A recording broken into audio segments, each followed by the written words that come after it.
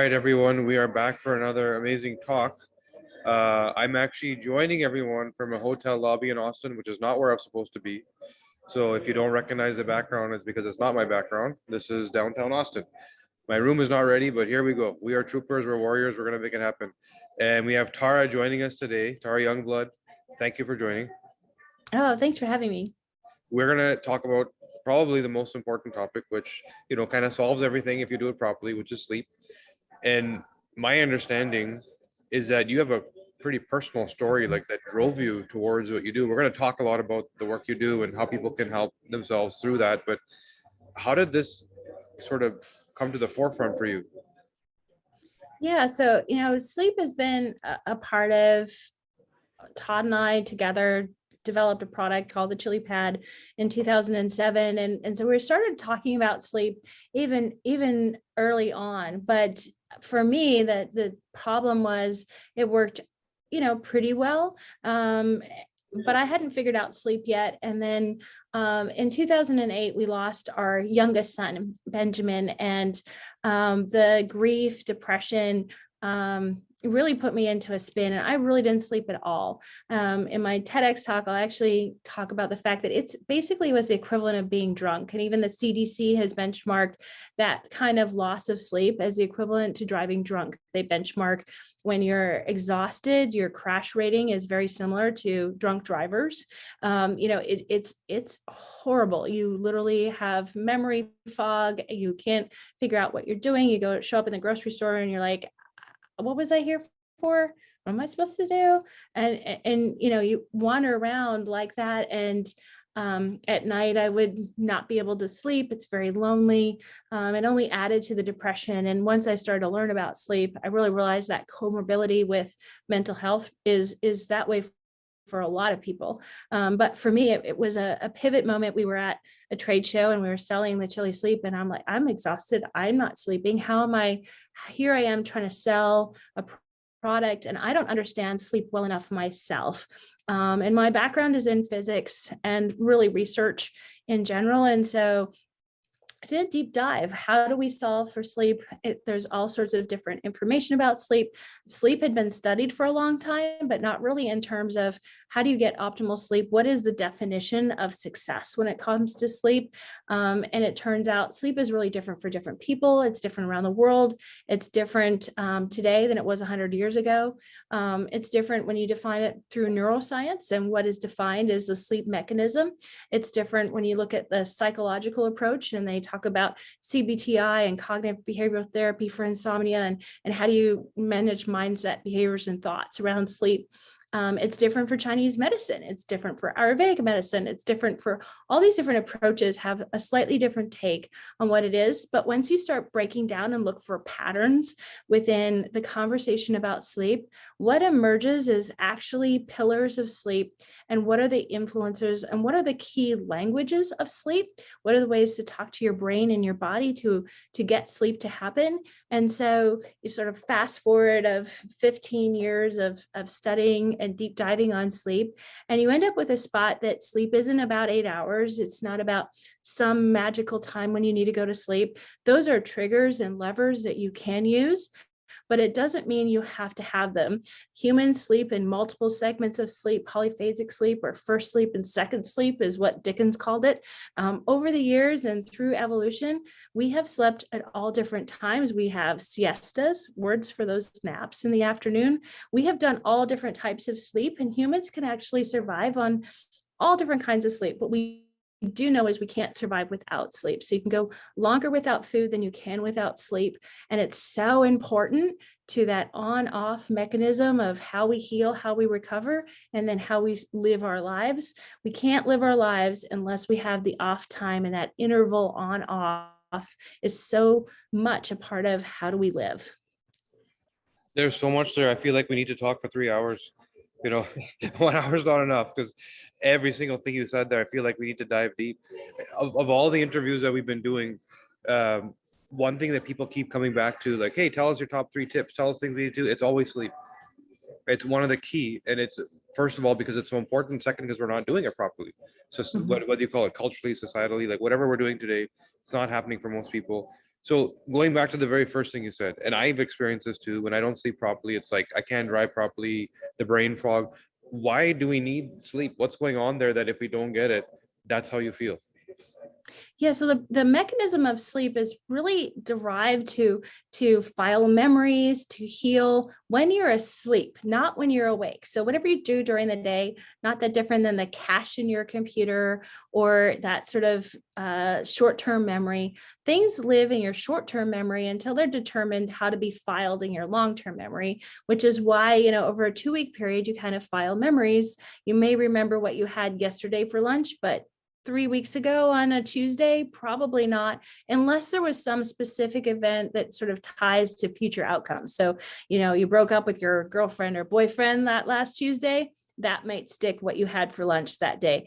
But otherwise, it's probably lost to the sort of don't really need that information. But the cycle of doing that happens during deep sleep and sleep in particular. The emotional flush of what you go through or don't go through, all of those decisions are flushed through during sleep. That's part of the dreaming process.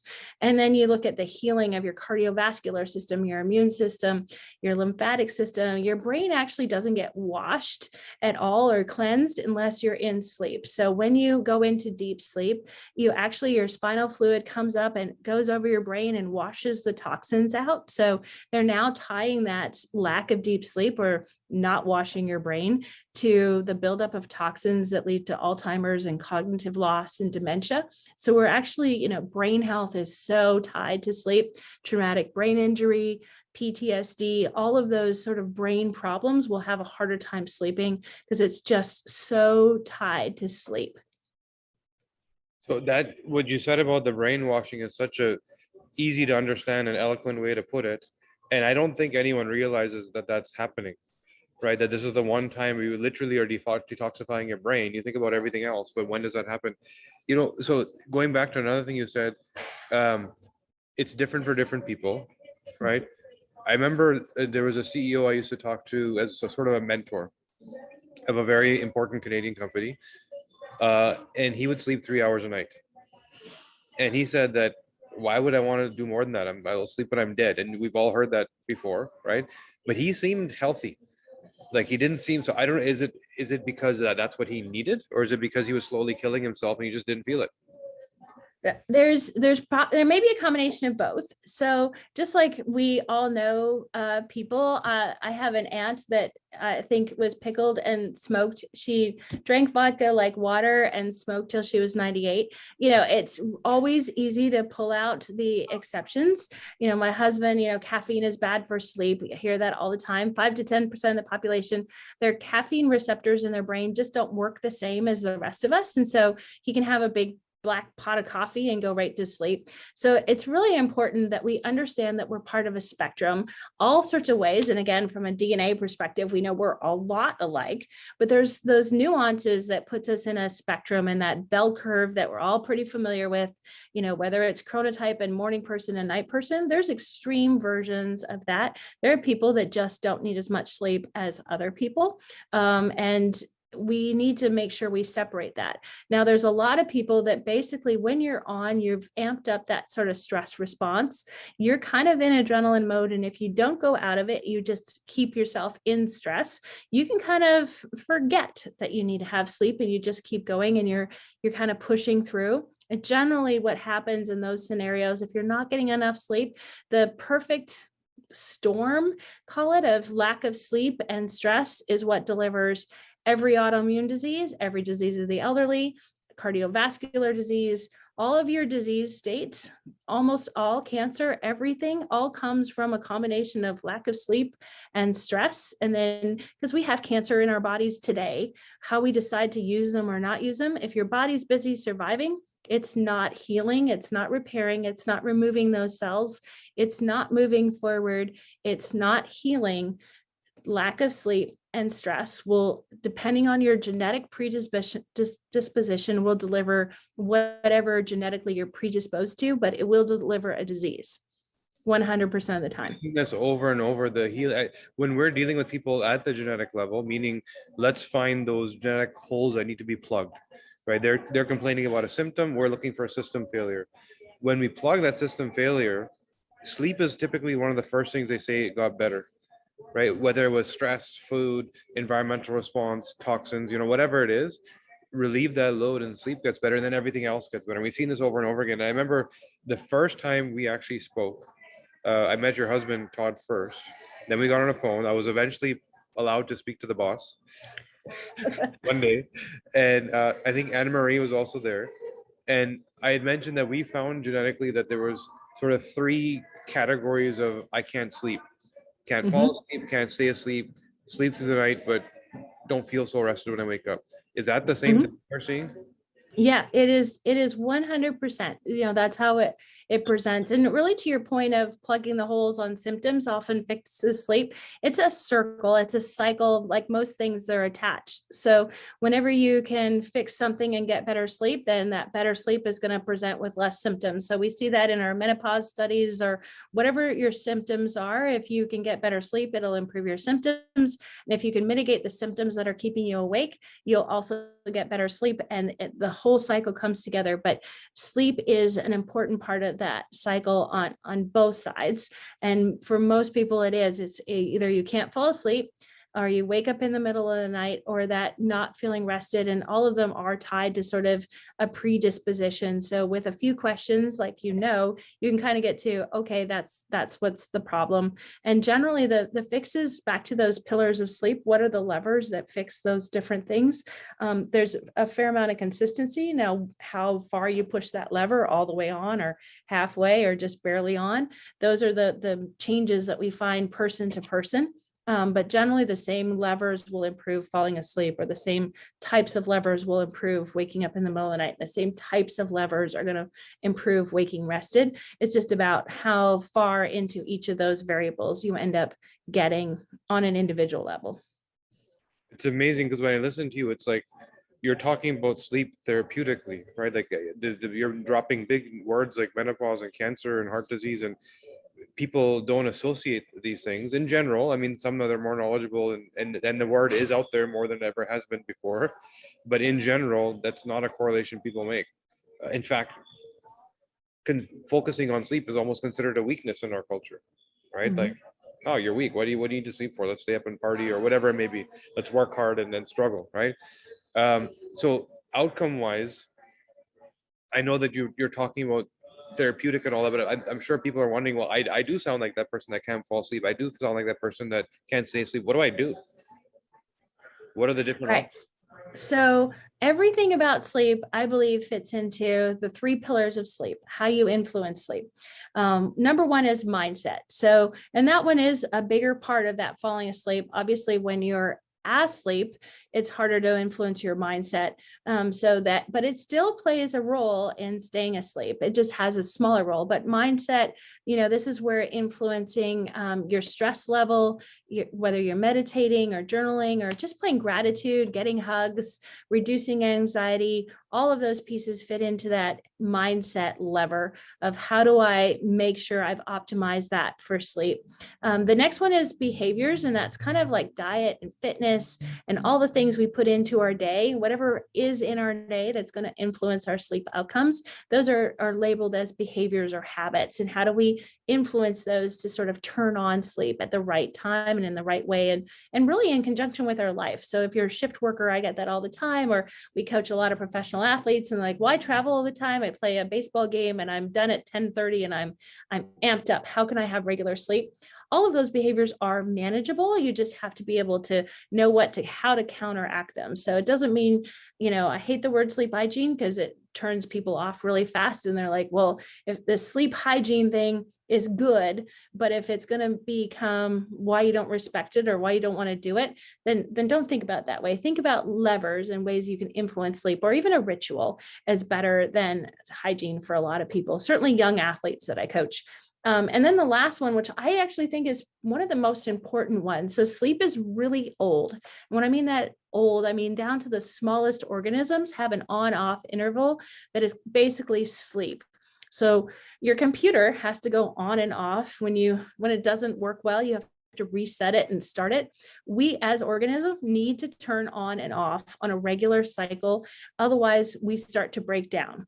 And so because it's really old, when you think of a small amoeba kind of organism, there's no inputs of what did I eat today or those kind of things that are going to influence their sleep. Their environment is the cue for when it's the right time to go to sleep. So your temperature, light, sound, even smell, all influence that. And even when you get into feel and weighted blankets, those influences of what do you feel like in your environment are extremely powerful because they talk to your unconscious brain. It gets past all the stuff we think and don't think about sleep, and it hijacks your brain and says it's time to go to sleep. So when you have PTSD or mental health issues and your brain up here is not getting you into deep sleep because you're so busy in that other state and your brain waves literally will not slow down, or your heart rate or your blood pressure won't go down, or your resting heart rate won't go down, the one way to tell you that is using environmental triggers. And back to that spectrum, depending on what those environmental triggers are, usually you can get to a recipe or ritual that will work best for falling asleep, staying asleep, and waking rested, using all of those various levers of mindset, behaviors, and environment. First of all, you just answered the age-old question of do fish sleep? Because I've heard that debate over and over. So yes, they do, first of all. Second, yeah, it's clear that, and that points me towards something I want to talk to you about. You talked about the weighted blanket and you talked about, feel, sensorial type thing. Why did you focus on temperature? I mean, you So set it out was a mission, Yeah, it just was almost pure accident, somewhat. Todd's uncle, my co-founder and husband, invented the water bed. And if you've ever slept on a water bed without a heater and froze your tail off, it's a great way to manage temperature. When we came up with this product, starting about 2005 to 2007, this was when microclimate control in seats was coming out. So driver and passenger could have different temperatures. Select Comfort and Tempur-Pedic, we're talking about temperature and having, a Tempur-Pedic had that commercial, if you remember, putting a wine glass on the corner of the bed and people would jump around and have the ability to have different things happen in the bed at the same time. And that really evolved into, well, I want my own remote on my side of the bed to have my own temperature. Todd is a very hot sleeper, like dripping sweat hot. And so it would make my side of the bed hot. So I'd insulate him with pillows. And we had this, we called it the pillow berm that went up so that his heat would stay on his side so I wouldn't get too hot. And so it wasn't a great sleep experience. There's numerous studies. It doesn't matter who you marry, it almost always ends up with different temperatures. So if you're in bed with someone, you're going to be at a different temperature, like 98% of the time. Very few people are going to both love the same temperature in bed at night. So having two sides of the bed at different temperatures, it had actually nothing to do with science, which again, I wasn't even using it right. I like to be warm to fall asleep. And then once I would fall asleep, I would wake up hot and sweaty and not be able to get back to sleep. It was because I had it at warm. The feeling I wanted to have on that nesting and falling asleep was important for my psychological brain, but terrible for my unconscious brain and delivering great sleep. So even though we invented it, I was doing it wrong for a long time. You just reminded me that I actually know a prominent Canadian couple that actually got divorced because of the sleep temperature. The complete opposite spectrum, and there's years and years of it. Like this is not going to work.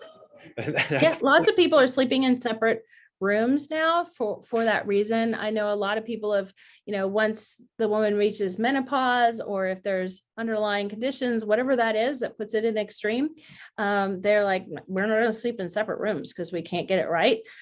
And the problem about that is, and if there's a reason and it works, great. Because again, I don't really care how you sleep. We can get whoever it is to sleep. But when you sleep together, it actually does, from a psychological perspective, you'll actually have better outcomes for your sense of well-being, your happiness scores. Making sure you have connection time with whoever your partner is really important. So when you start sleeping in separate bedrooms, it's really easy to fall into different patterns, and you kind of lose the cuddle time. And we need that as humans. We need that oxytocin. We need that cuddle time. It's part of our DNA is requirement for that. For sure. I remember hearing you say once, So the very basics of health, let's call it general conventional wisdom, you got to start exercising, you got to start eating right. Let's get certain biomarkers down.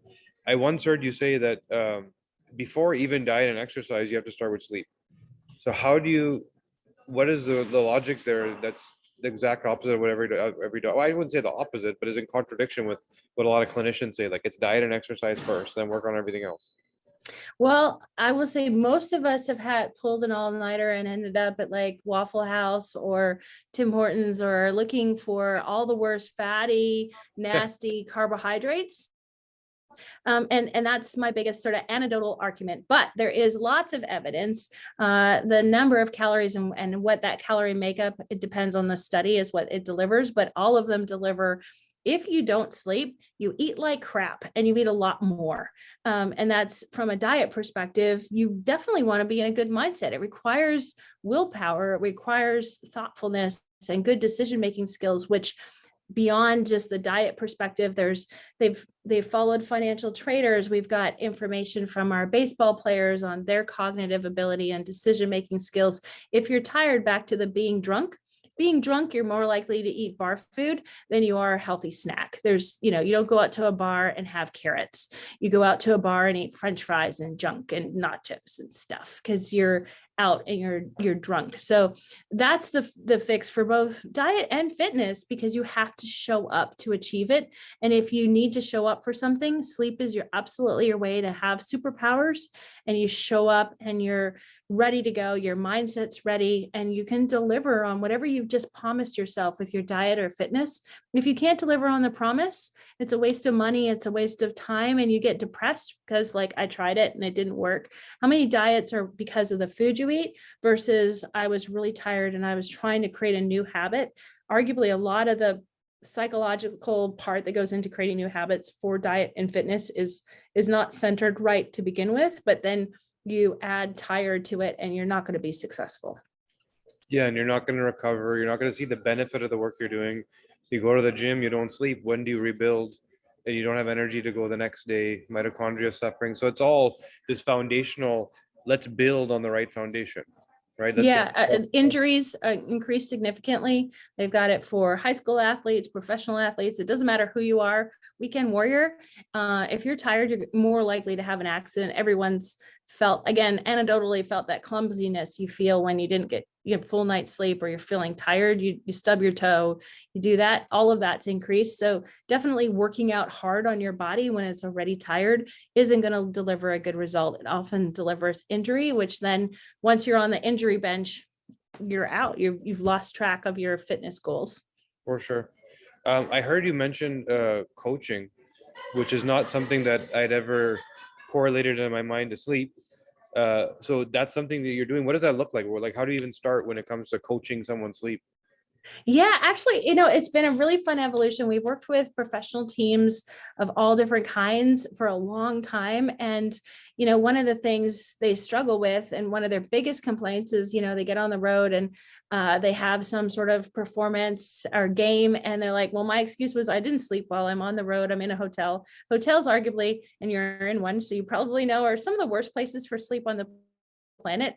They're too hot, their lights creeping in, they're noisy, they're not a great place to sleep. And so for athletes, it's not a good on the road experience. And when you're paid to perform, that's not a good win. A lot of the teams had been bringing in sort of academics and back to that sleep hygiene. Well, if you're a 20-something-year-old athlete and have a schedule where you have jet lag, you're flying across the country, you've got a crazy schedule, you've got workouts and games, and you still like to go out and party and have fun because you're making good money and you want to do that. The last thing you want to hear is, well, if you don't go to bed at 10 and wake up at 6 and do the following things in the right order, you won't achieve sleep. In fact, one of the quotes I heard recently that was kind of sad is that sleep is like a bus. If you miss your bus, you may have to wait for the next bus and you're kind of out of luck. I wouldn't wait for the next bus if I had to get somewhere. So if I need to get sleep, I'm waiting for another bus to come along. I'm going to make something happen. I'll get on a scooter, I'll walk, I'll do whatever I need to do.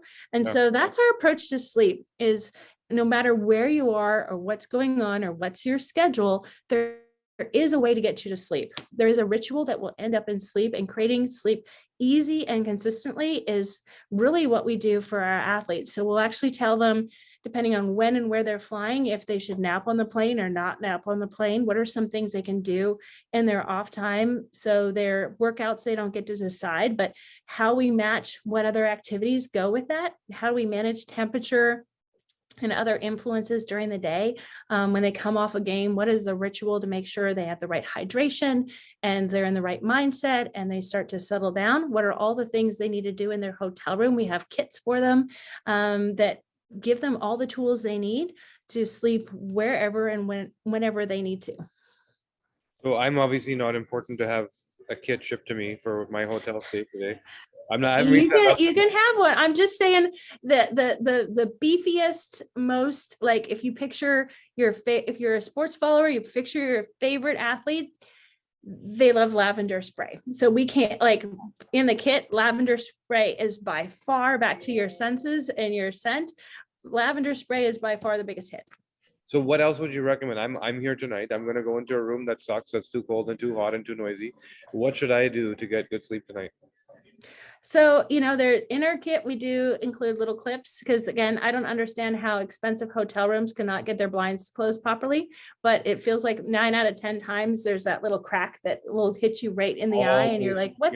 How do they design that? Where's the designer that's sitting there like, can the crack hit them in the eye perfectly at 5 a.m. because they're off on a different time? Designed to get you to check out on time. That's the whole point.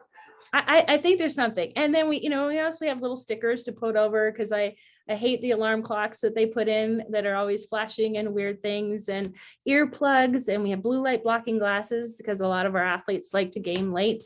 So we're trying to manage blue light after their game to get them to settle down. But one of there's simple tricks also of, like, tonight, use a cold washcloth. If you want to fully do a cold shower, it's up to you, but even just a cold washcloth on your forehead, on the back of your neck, really try to cool your head. Your grandma had it right when she said, well, keep a cool head and it'll serve you right. Cooling your head will also help you unwind in a strange place and create a better sense of yourself. If you can pile towels on top of you and take a minute to, almost like a weighted blanket, to feel relaxed, do whatever rituals. And when I travel, I now have a soundtrack that I listen to, because my brain is trained, just like athletes listen to an up song, listen to a down song. We do it with our kids. We play lullabies, but cueing your brain of, when you hear this, when you smell this, when you turn out the lights, when you decompress, you're going to deliver sleep. Putting all those levers together can deliver sleep. And if you're sleeping consistently well and your circadian rhythm isn't off, so we work with them at home to make sure their circadian rhythm is functioning properly. But once you have that, your brain really just wants to go to sleep. So if you give it all the right cues, it generally wants to deliver. It wants to turn off too. Yeah, I think when I'm listening to you, I'm hearing like all these tiny sort of steps and habits that you keep building and stacking on top of each other.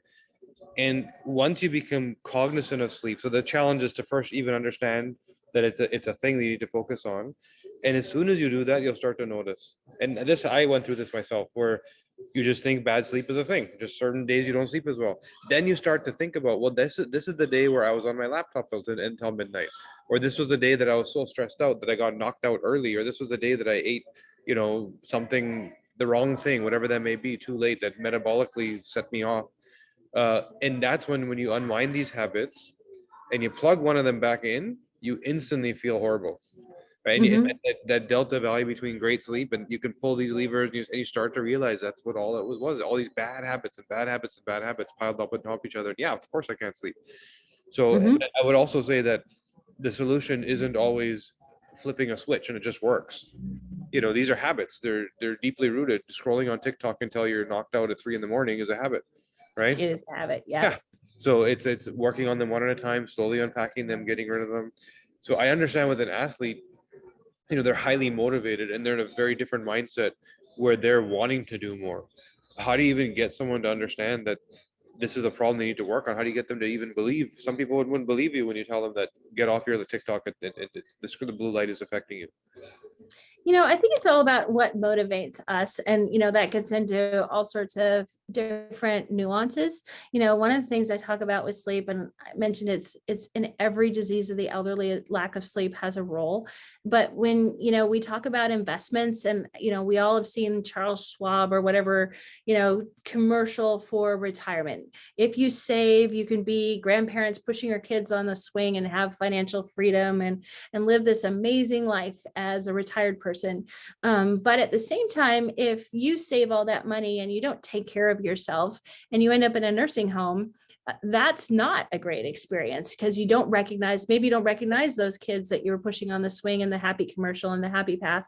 But if we think about retirement in terms of, yes, you still need to be that financially responsible. I'm not out there saying don't save, but we also need to save in terms of banking health, banking wellness. How do we ensure health span instead of just lifespan?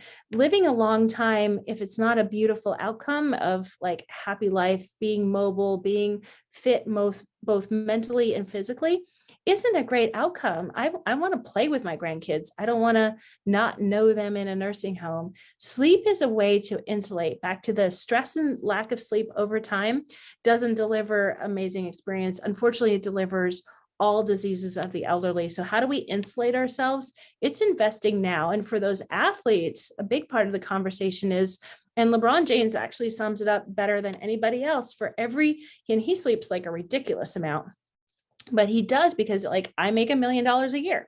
For every year I stay in my sport, I make an extra $1 million. If my career is 2 years versus 8 years, that's a sizable difference. And if I invest in taking care of myself instead of partying, I will have more time in my sport, which I love. I'll have better life. I'll have a longer career. And for so many people in professional sports, their career is tied to a big outcome from income wise. So taking 1 year off, 2 years off of the end of that is pretty significant. And for the rest of us, taking 1 year or 2 years off of the ability to play versus sit and be stagnant, I'd rather have more time to play in my life. Do you feel like, because I know this journey is sort of not since day one, it's the last kind of decade-ish for you, right? Do you feel younger now than you did before this all started?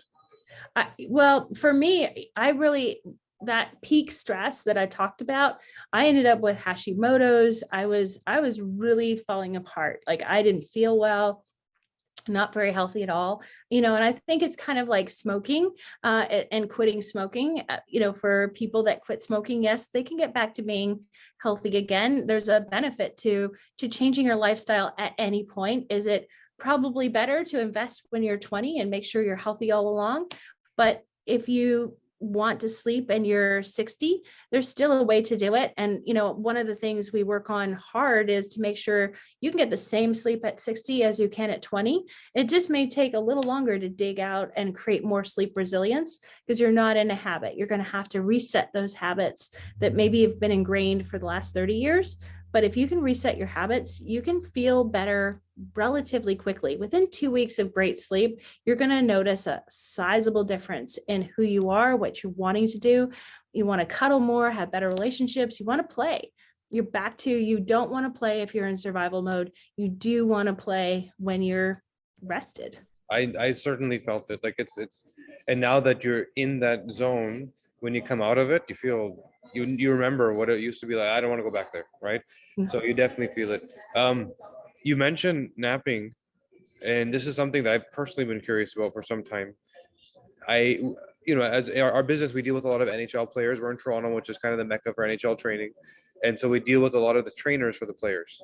And Mhm. one of the things I often found is that they had a scheduled nap, which was typically sometime in the afternoon, which seemed like it was built around recovery from their workout. I know that myself personally, I could nap every day at around 4 o'clock if I was given the chance. I don't, but I very easily could. So a couple of things there. First of all, is that needed? Like, why is that happening? And second, the nap is like this short power nap, as it's often called, but we talk about sleep in these cycles that are like an hour and a half or 3 hours long. So how are you getting a benefit from this quick hit when it's different? And why do we need it, or do we need it? So it really depends on the person, and there is sort of a genetic predisposition. So morning people will be less able to nap than someone that's more on the spectrum of a night person. And part of that has to do with just how your circadian rhythm works and what's happening in your body and a trained to your body clock of what's going on. Naps can be really, really powerful. And to your point, a power nap can really work for people. I think what happens, and there's been some studies even just about how older people kind of fall into this light sleep that isn't helpful, and it can disrupt deep sleep, and napping can be disruptive. It isn't if it isn't short and with purpose. But to that extent, if you're a healthcare worker and you need a nap, then you just need to do it with deliberate of balance. So ideally, we in a 24-hour cycle, we want about 2 hours of deep sleep and 2 hours of REM. And so when you take a power nap, you're actually getting more REM sleep and you're balancing that. But then you need to make sure that you're getting really great deep sleep on the other end at night. And that's definitely something we work with our athletes as well. What is really destructive is the people that kind of fall into these almost micro naps where they're kind of half falling asleep. Maybe you're on a couch on a Saturday and you fall in and out of sleep watching TV. That's extremely destructive. So napping is not really all created the same. There's originally in Dickens, you'll hear it in references. Even Spain today has sort of a nap around that 4 o'clock time when they come home from work. And then oftentimes they'll have dinner at 9:30 at night. So right around that Mediterranean time, probably because of heat of day and how it evolved, they have very different sort of sleeping patterns, and that's just fine. But if you're from that area, you may be very predisposed to that 4 o'clock nap. Other people, wherever that genetic profile is, may be more ingrained to a right after lunchtime. And that's when a lot of us get a afternoon snooze. But there's a predisposition to our genetic clock that's saying, if you needed to nap, now would be a good time. And it really does entrain back to our genetics of where we came from and what we got used to, how we evolved to sleep. And a lot of it goes back to pre-industrial age when we were farmers and hunters and gatherers, and how do we manage our lives then is a lot about what's driving behind our sleep that we've kind of lost track of. Yeah, it's interesting when you talk about it genetically, because we do see, if you look at things culturally, if something goes on for thousands of years, you can imagine what that does to your body's dependency on that thing. And you look at the cultural gaps and differences, like for example, in the Middle East, they actually, it's not even just a nap, they literally sleep twice. Like there's Two night. sleeps, first and second sleep. Yeah, first there's like 3-4 hours per time, and it's just split in half. There's Mhm. and it has a lot to do with, like you said, temperature and heat, and the shops close during the day from noon till 4 or 5 o'clock because it's just too hot, right? Mhm. And then there's these night markets because that's when everyone wants to go outside, so they're not sleeping until 2 a.m. because they're out shopping, right? And then Yep. they need to be up for work, and then they're sleeping again in the afternoon. So, but culturally, but they thrive, right? Yeah, Well, and perfect, which is again I hate when people say, well, it has to be 8 hours. Nothing has to be. Is that in our society? Is that one of the ways that some people can find it? Absolutely. And it's been an easy way for researchers to measure sleeping or not sleeping. But all over the planet, humans sleep very differently and achieve sleep. It is about 2 hours of deep sleep and 2 hours of REM. The quality metrics of getting good sleep, however you get it, in whatever forms you get it, is just fine. And I think finding that out, being a scientist in your own self of what feels good for you. So if you're predisposed to want to nap at 4 o'clock, I'd listen to it. Learning to listen to our bodies as our own human self scientist is really important. And we don't do that enough either. yeah, I think people understand this when it comes to something like calories, for example. Like, what did I do in the day? What did I use, and what's my total caloric intake? People are using apps and things to track all that, but they're not understanding when it comes to sleep what the need is of the sleep. They know a number of hours, but they don't know, like you just said so perfectly, you need 2 hours of REM, 2 hours of deep. Maybe it takes you 4 hours to get that. Maybe it takes you 8 hours to get that, right? So if you understand the outcome, what is desired, and why you're doing this, then again, yeah, split it in half, split it in 2/3, or whatever you want to do. So yeah, that's really cool, because I now feel less guilty about wanting to crash on the couch at 4 o'clock every day. Yeah, and that's a big part of the psychological sort of what you have to fix in sleep.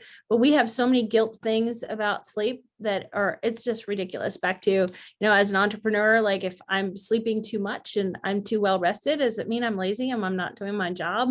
There's so many things that are attached to this sleep thing. It's really a big part of what we have to break down first is taking care of yourself, and self-care has become a thing, but it really is true. If you take care of yourself, generally you'll be better at taking care of those around you and your business or whatever you're trying to accomplish.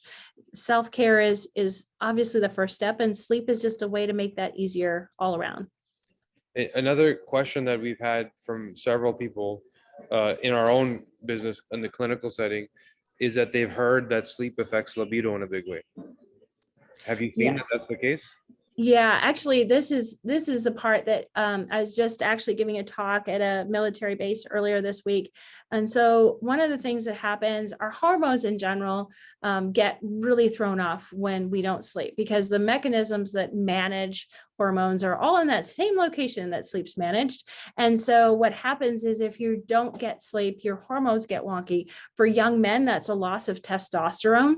And what happens with that when we see it in military is there's a lot of consequences that go with that reduction in testosterone that often comes from lack of sleep. Their light is all messed up. There's ways in which you can fix that, but it's becoming, whenever you have a population that is chronically sleep deprived, their hormones aren't going to work. The female version of that is cycles are off. They're not functioning properly. And it's a really a health crisis in our military. I do believe it's less talked about, but even in our healthcare workers, anyone that's working shift work, their whole mechanisms, that the chemicals that run their body aren't flowing right. Yeah, that makes a lot of sense because your hormones are produced in your sleep. If you're Mm-hmm. not sleeping, you're not getting to work and producing them. So of course, especially for men. So when I say men, that swing, that shift is a lot bigger because you produce your hormones daily. For Mm-hmm. women, there's a monthly circadian cycle, so different days will have a different outcome in terms of good or bad sleep. But for men, it's literally day to day. You can feel like a different person day to day because it's like that last part of the sleep is when you produce all your testosterone, and then you produce a little bit more in the evening, right? But if you're missing that first like 80%, you're done for the day. It is, yes, and it just won't happen. Yeah. And so if you're in a chronic state of that, as you can imagine, over time that creates a lot of problems. But Yeah. there's truly study after study is showing that in the military in particular. Right now, there's some studies outside of the military as well, but it's a documented unfortunate fact. Yeah. Um, I'm not sure if I can put you on the spot about this or not, but I will anyways, which is, so I use the Uller, which is one of your products, right? So and now there's a new sort of advanced version that you put out. It's a new product, right? But Mhm. I've heard you're working on some really cool stuff that goes beyond just temperature in terms of tracking, in terms of, even beyond tracking. I've heard you're integrating with some other partners and doing some really cool things. So are we allowed to talk about that stuff? I think so. The tracker will come out in September. So what we've done differently with our sleep tracker, and if you track your sleep, one of the things to know about everyone, and I love Aura and Whoop. We work with all sorts of different types of sleep trackers, but their sleep states, that deep sleep and REM sleep that I was talking about, are actually not their most accurate measurements for something called a sleep tracker. It's kind of a misnomer. They are most accurate at HRV, resting heart rate, those kind of metrics.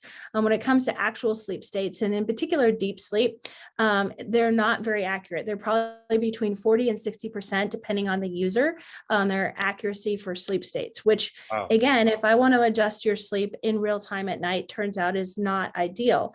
You combine that with the fact that it's a battery, so they can't do the calculations for sleep, which are arguably really big calculations. There's a lot of data that goes into measuring sleep. They can't measure it and calculate it in real time. So it's measuring, it's collecting all the data. And then if you use a tracker, you'll see in the morning, you'll pull it up and it'll take a minute, or it goes across the screen or whatever it's flipping or doing. It's doing the calculation of a look back of what your night looked like. It's calculating your sleep in the morning, not while you're sleeping. And so to do that, you actually have to have a plugged in version, which we do. Ours goes in the bed so that basically we can do the calculations in real time. And what that means is while you're asleep, we're going to adjust your temperature based on whatever sleep state you're in when paired with the Doc Pro. So the magic of that, and this is a patented machine learning algorithm, it's really phenomenal. We're actually going through an AWS machine learning. They've come in to like evaluate because they are going to write a blog about it because it's really cool. I don't know. It's kind of cool to be That's caught awesome. out by those guys. AWS. Yeah. So what that does is it means that right now with your Ooler, it's like a smart thermostat. You set it like Nest. But if your house was you, would your house know what temperature it's supposed to be at? You have to tell it what to do to set that program. Not a problem because we do coach you through that in the app. But the ideal state is you show up in bed. Back to my passion is about sleep should be delivered. There's enough other things going on in your life that if you can just show up and get great sleep, that's pretty amazing. And so the goal is you can show up in bed with the Doc Pro and Insight combined, and it knows what sleep state you're in. So if you're getting into deep sleep, and it really does look like sort of as your brain waves slow down and your heart rate slows down into deep sleep, we're basically going to emphasize that, slow your heart rate a little bit more, slow your brain waves a little bit more, and we're going to extend the time that you're in deep sleep. So if you can achieve 2 hours, great. But if we can emphasize that, make it bigger and better and longer and deeper, then that's a win. And you didn't have to do anything for it. You just had to go to bed. Same for REM sleep. We'll do the opposite of being able to adjust the temperature, talk to your unconscious brain using those environmental cues in order to get great sleep. Back to what I said originally, temperature is one way to do that. The future state is obviously more modalities pairing with that sleep tracker to be able to create what we call the maestro effect of a conductor in an orchestra, basically managing your sleep for you while you fall asleep. But that is the vision of climb into bed and get amazing sleep. That sounds so cool. I literally am so disappointed in where I am right now because I want to go back to my Uber at home. It's almost exciting every night to prepare because I literally the quality of sleep. I'm having these vivid, intense dreams that I didn't used to have. Right. And I'm waking up completely refreshed, and it's just so obvious the outcome has changed, right? Like what's going on there. So, first of all, thank you for what you've provided the world and the impact you're having. Um, I'm sure everyone's curious, how do they actually find you if they want to, dive into this themselves? Yeah, so chillisleep.com, you'll find all the products there. We also have lots of blogs. So if you're curious about anything I've talked about, if you search our blogs, almost all the topics I've talked about, I think, are all covered in the blogs. And so you should be able to get information if you need it or products if you want to explore that.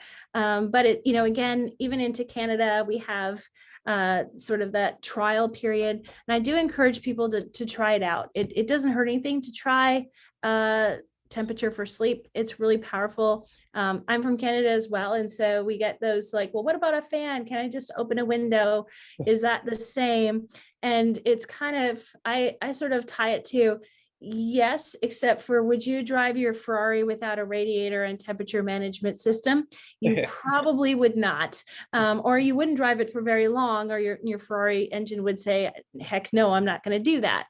So you are a Ferrari engine, and that temperature management at night really makes that engine sing.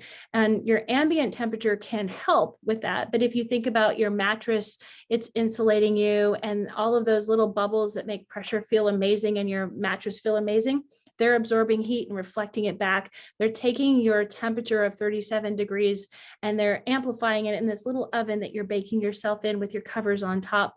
And that's not really entrained to the ambient temperature. It's really your core body temperature, and your core body temperature has to drop those 2 degrees at night in order to facilitate deep sleep. So once you're in your little cocoon, the window open is only going to help a little bit. Whatever heat can escape from your head is what's going to be influenced. That's why people stick their leg out or flip their blankets off to cool off. Your body's trying to get to that ambient temperature, but air is never going to get you there like water, and it's not going to get your Ferrari tuned up like it needs to for the next morning. Yeah, that makes a lot of sense. And then you remind me of my cocoon. and the ability to then have the weight of the blankets that I couldn't before because they would overheat me, right? Mhm. So now I can have sort of, it's coming from both ends and being fought from two fronts, and all of a sudden you get this ideal, perfect sleep environment, and the quality is unspoken of. Like you just, it's something that I hadn't experienced for 40 years of life, and in the last two, I've been sleeping incredible. It's been amazing. So, Tara, I want to thank you because this was incredible. Who thought that a topic like sleep? I feel like we can go another hour, and we just scratched the surface. I would encourage people to go to the site. I've been using it for a while. It's completely changed how I feel. I would also urge people to go listen to your TED talk and learn a little bit more what you're doing and read some of the blogs. The great work you do is you're educating far beyond your business, what you're selling. You're spreading the message, teaching, and there's so much people need to know that they don't even know they need to know, and they can learn it from you. And thank you. Yeah, yeah, no, I do believe that is the most important step. Most people don't know why their sleep is broken. And back to the questions you presented of falling asleep, staying asleep, and waking rested, there are lots of solutions and lots of levers. Temperature is one, and it's extremely powerful, but there are lots of ways to get good sleep. But the most important message, as you mentioned, is sleep is critical, and don't sell yourself short. You absolutely are that for our engine, and you need great sleep, and you need to be taken care of and serviced, and sleep is a way to do that. Amazing. Thank you, Tara. It was a pleasure. Thanks for joining us. Yeah, enjoy Austin. All right.